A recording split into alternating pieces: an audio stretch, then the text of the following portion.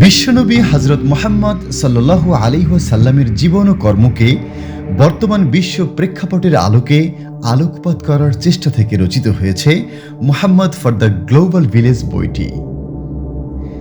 রিয়াদ থেকে প্রকাশিত মূল আরবি বইটির লেখক মুহাম্মদ আল হাশিমি আল হামিদি, ইংরেজিতে অনুবাদ করেছেন নাসিরউদ্দিন আল খাত্তাব। বইটিতে মোট ১৯টি অধ্যায় রয়েছে। ভূমিকায় লেখক বলেছেন, গ্লোবাল ভিলেজ বা বৈশ্বিক গ্রাম এখন একটি বাস্তবতা, আর এটি গড়ে উঠেছে দুনিয়ার বিভিন্ন জাতির মধ্যে পারস্পরিক যোগাযোগের মাধ্যমে।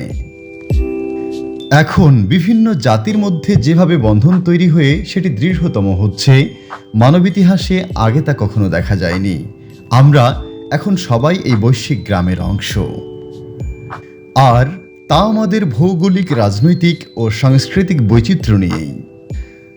যতই আমরা এই বৈশ্বিক গ্রামকে সামনে এগিয়ে নিতে পদক্ষেপ নেই, ততই আমরা আসলে কোরআনের শিক্ষা ও তাৎপর্যের দিকে অগ্রসর হই। লেখক জানিয়েছেন, বইটি তিনি মূলত রচনা করেছেন বিশ্বের সব দেশের সরকারি ও রাজনৈতিক নীতি নির্ধারকদের জন্য, কেননা ইসলামকে সঠিক ও সম্যকভাবে বোঝা এবং এর প্রতি আকর্ষণের রহস্য জানা এখন আর কোনো মেধার বিলাসিতা নয়। অল্প কিছু অতি উৎসাহী মানুষের একক কাজও এটি নয়। একসময় বিশ্বের বিভিন্ন রাষ্ট্রপ্রধান ও মন্ত্রী আমলাদের ইসলাম সম্পর্কে জানার কোনো সময়ই ছিল না, অথচ এখন বিশ্বের শান্তি ও অগ্রগতির স্বার্থেই বিষয়টা সবাইকে জানতে ও বুঝতে হচ্ছে।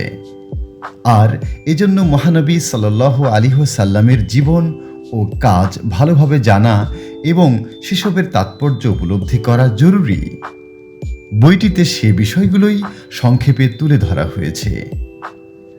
438 পৃষ্ঠার অরিজিনাল বইটির কভার মূল্য ৩,১২৪ টাকা। Cultural Times.